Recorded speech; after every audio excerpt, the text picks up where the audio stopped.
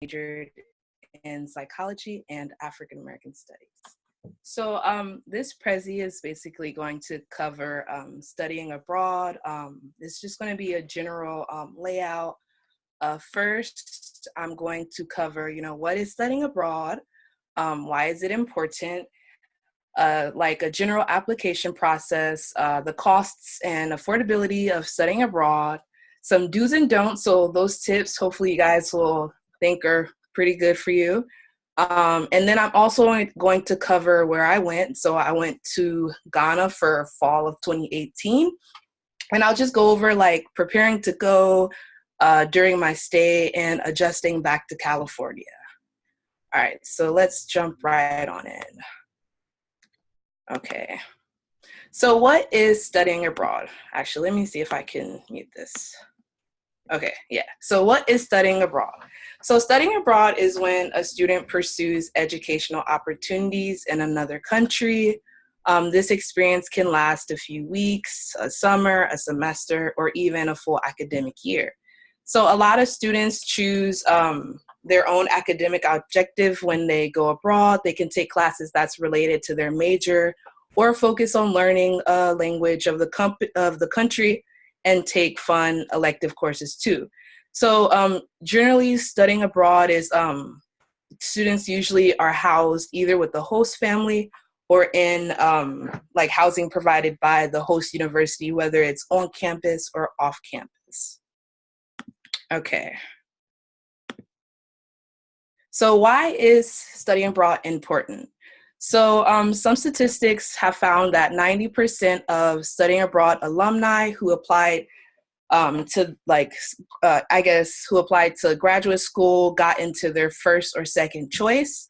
80% of study abroad students reported that studying abroad allowed them to better adapt to diverse work environments.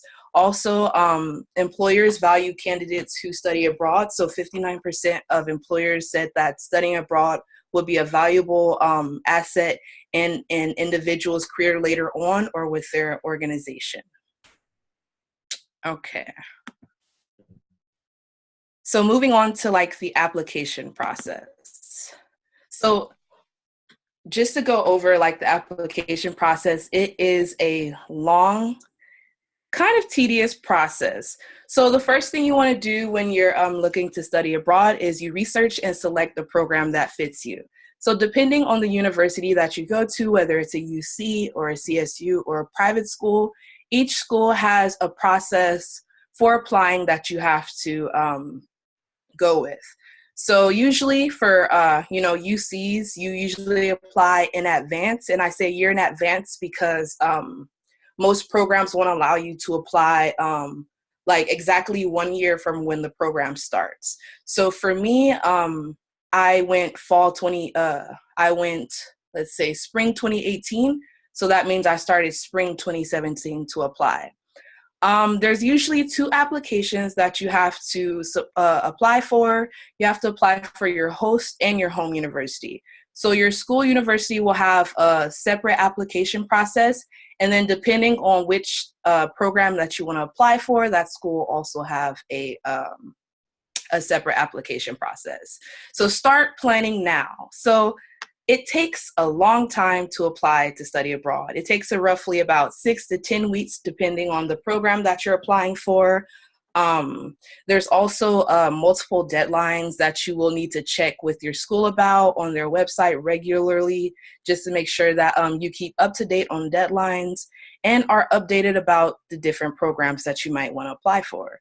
So while you're, thinking about studying abroad, in the meantime, you can start saving money and investigating programs that meet your academic requirements. So let's say your major is business. There might be like a study abroad program for business that you might be looking into apply for.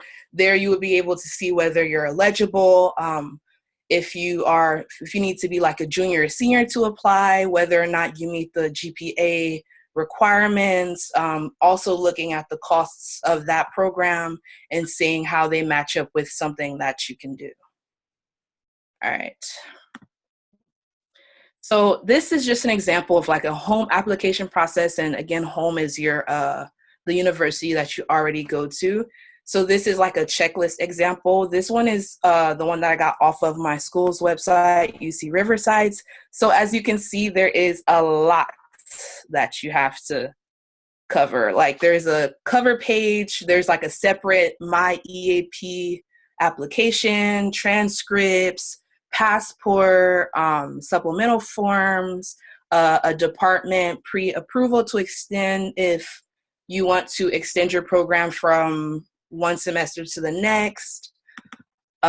This one also has a statement of purpose, academic form, planning form, letter of recommendation, disciplinary clearance form, and my UCR abroad.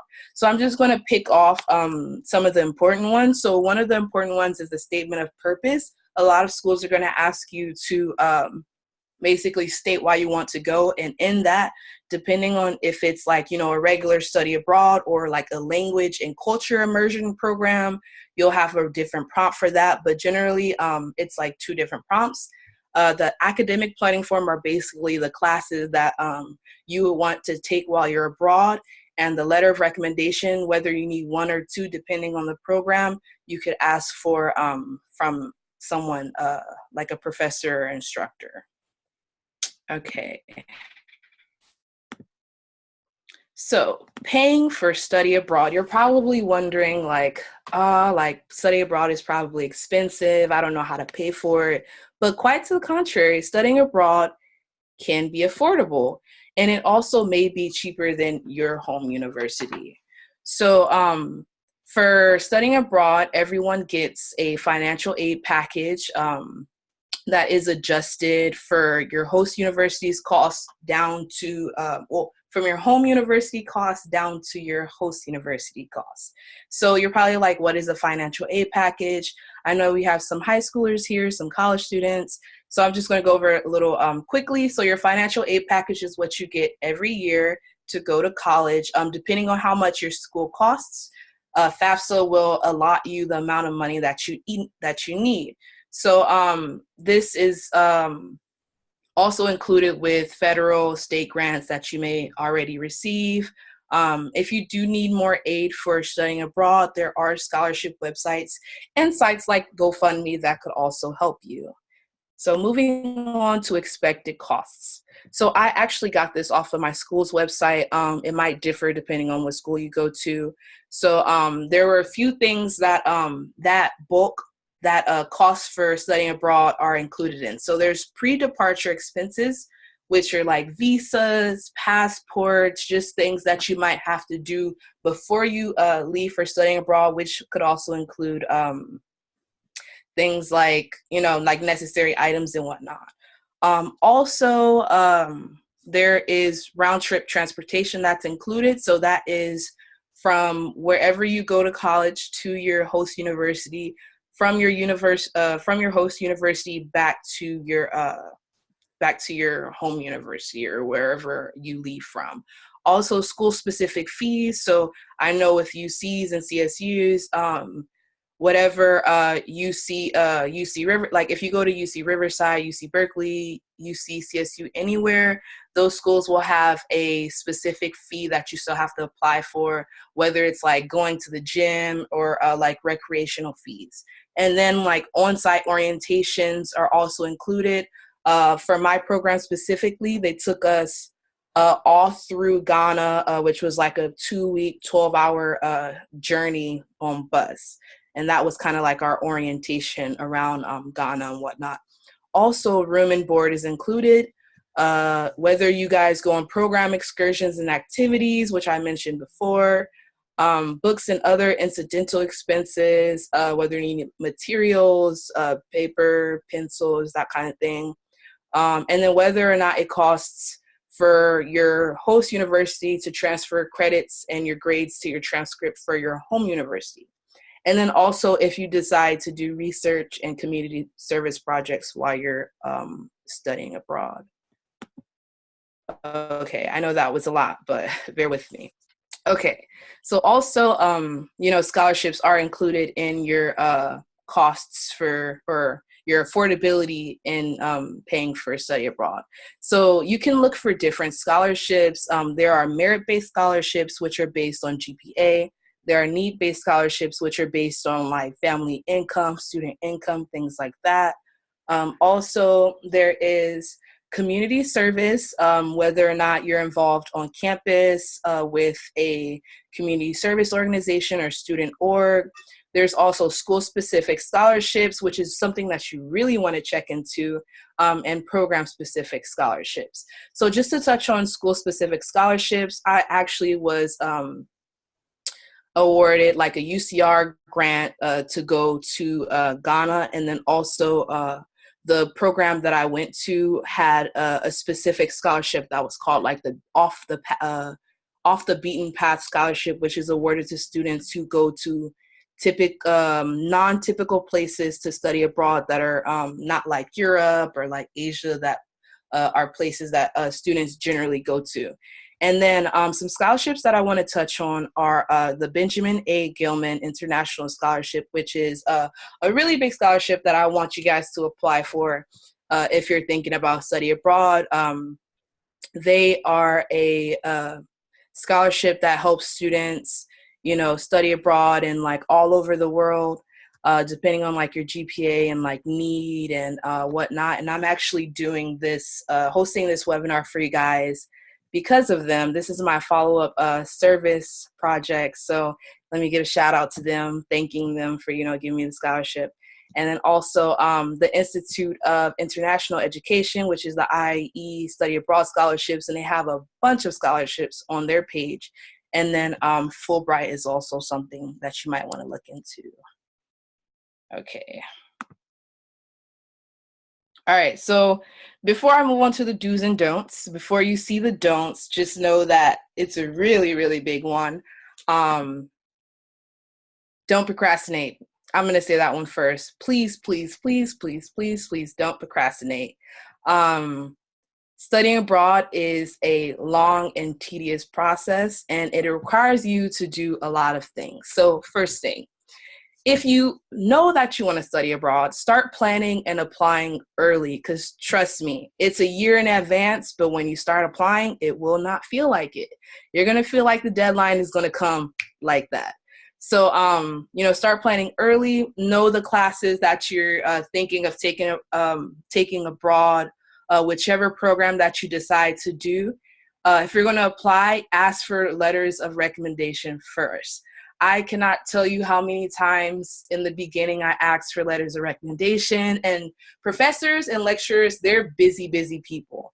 They have a lot to do. They're teaching, they're, working on books or research or whatever they're doing.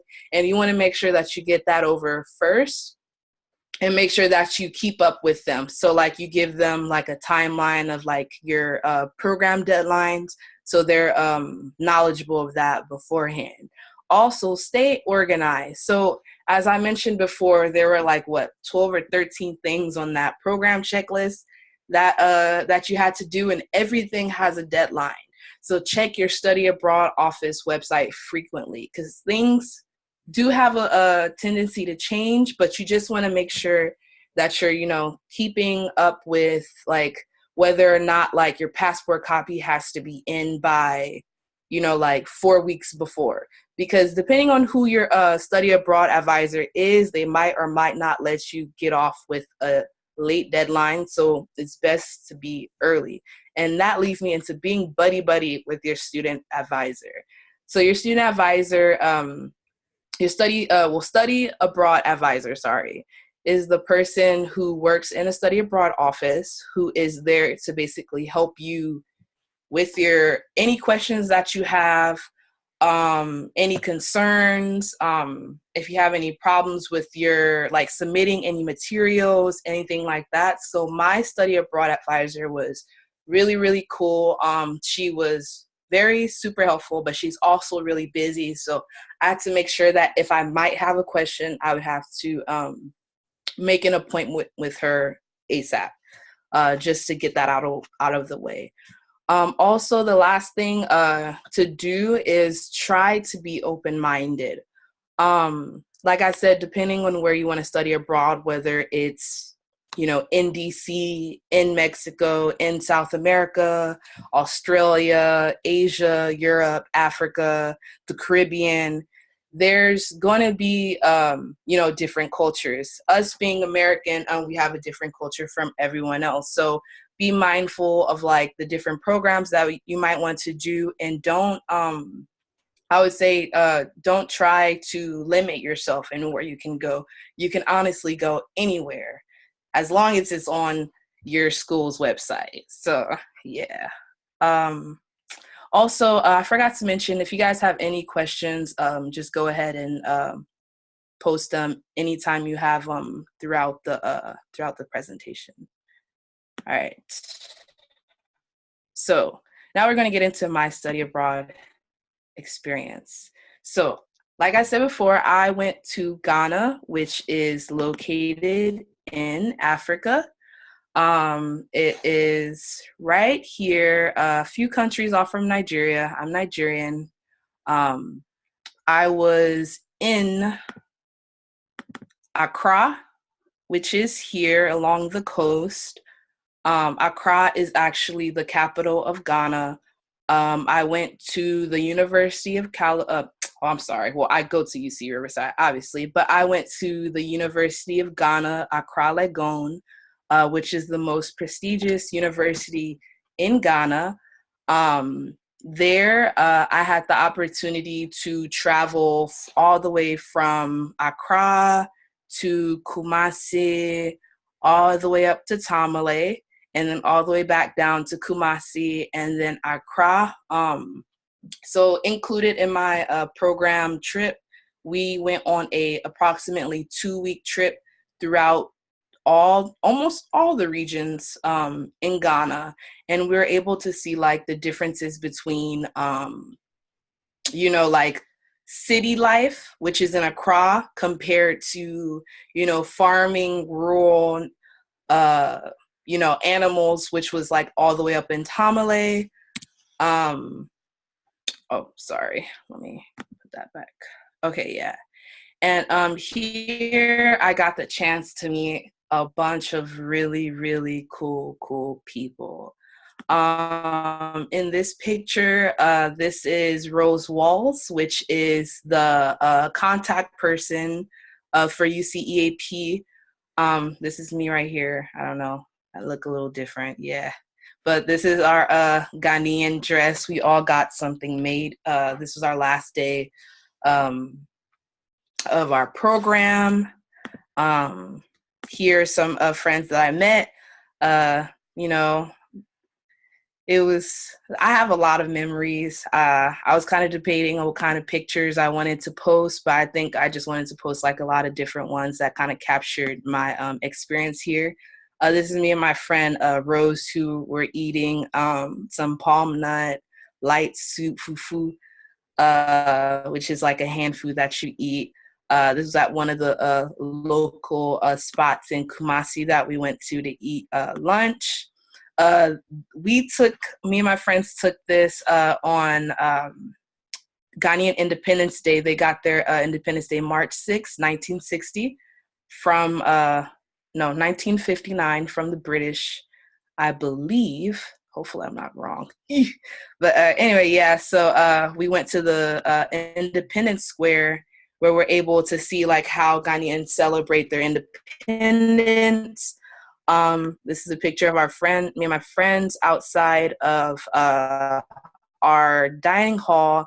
I actually got to not dining. Yeah, this was outside of our dining hall, but I actually got to stay at inside of Volta Hall, which is an all-girls dorm. You could have the option of staying in the international student hostel on campus, but I was like, I want more of the Ghanaian life experience, student life experience. So let me just jump into how, you know, I was feeling before I left for Ghana. So are we there yet? Preparing to depart. So before we departed, you know, I departed for Ghana. There were some things that I had to make sure that I had in check before I left. So of course, passport. There's always going to be a passport deadline for studying abroad. You always have to put in a new passport, whether you lost it or anything like that, but you have to have a passport. I actually had mine was expired, so I had to go through a long process of, taking a new picture, applying for a new one, and getting a new passport. Also, depending on the program that you go to, wherever it's located, you might have to take certain medications. So I actually had to take the yellow fever shot, which is something that I would not have been able to, that would have prevented me from going, because yellow fever is something that is prevalent in Ghana. I had to make sure I had my malaria pills, because there is high risk of malaria because of mosquitoes and whatnot. Also, sunscreen, because it is really, really hot, sun always shining right next to the equator, Ghana. So that was something that I had to keep in mind and have. And then I say Google, Google, Google. I say that a little funny. Pardon me, I'm African. So Google, Google, Google. Why? Google is really, really helpful. It is really, really knowledgeable. Like, I have only gone to my home country, Nigeria twice. The last time I went, I was 9. So I haven't gone ever since, and I haven't been to West Africa since then. So I knew nothing. I knew nothing of the weather, the culture, the people, the anything. So I made sure that any question I had, whether it was, what do you wear in hot, humid temperatures? What's the culture like in pertaining to clothes and how women should be dressed? Those are some things that I asked Google. I watched a lot of videos, watched a lot of other people's videos on like pre-departure, how it was when they were there, reviews on Google. And then also I made sure that I spent time with family and friends, just to make sure that, like, when I did get to Ghana while I was in Ghana, like, I wouldn't be homesick. So yeah, and I actually did not get homesick while I was in Ghana. If anything, I missed it, which we'll hear from in a little bit. But while I was in Ghana, it was lit. Let me tell you that. I was able to see basically from the bottom of Ghana all the way to the top of Ghana, to the northern region. These are a few pictures of the excursions that we went on. So this place actually is the Akwaba Manshia Palace Museum. We went to in the beginning of the program. This is a picture of it on the outside. We were able to go inside and learn about the kingdoms and rulers, past rulers, and like the history of certain regions in Ghana. Let's see. This, like I mentioned before, this is Independence Square. This is where this is like a pillar of 1957. I was close. This is where they took us to take pictures and like look around. This is a cocoa plant. So this is what they make chocolate out of. This is actually how it looks before we were able to like taste them and see. Like, we were put these pods in our mouths, and then this white stuff that you see here was something that like would come off, and then it would reveal the cacao bean, which is what they make chocolate out of. And then this, ignore sweaty me, but we went on a 7 canopies walk, which was hundreds of feet above the forest floor. I forget where this was, but you could look it up. We walked 7 different canopies above ground. It was really, really scary at first, but I really enjoyed it after.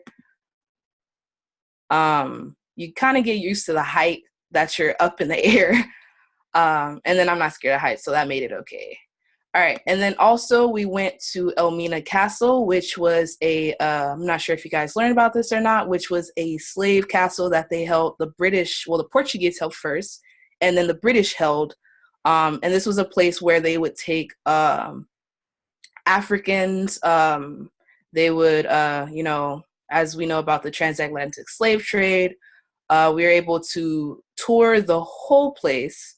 I don't have any pictures of the inside because they might be triggering, but this is the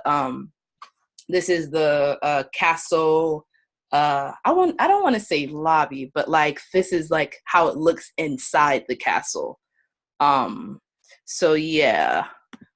Let's see. And then this, I love food, so there was a lot of food to eat. Not very much variety, but there was, a lot of foods that I was able to try out. This is rice and stew. To be honest, this is plantain. This is cassava pounded yam. This is red. And there's a lot of stuff on this plate, actually. But yes, the food was definitely A1. And then this is a picture of me and the students. So while we were on our 2-week excursion, we went to a school that was in the northern region. It was in Tambale called Larabanga. And here we were at, what was it? Kind of like K through like 5 type school where they had a bunch of students in their schoolwear. We were able to play with them, do a short lesson. They were really, really, really cute. I love kids. Yeah, these are my little buddies, my little friends. It was really cool to, meet them and talk to them. Yeah. And then let's see this last picture on here.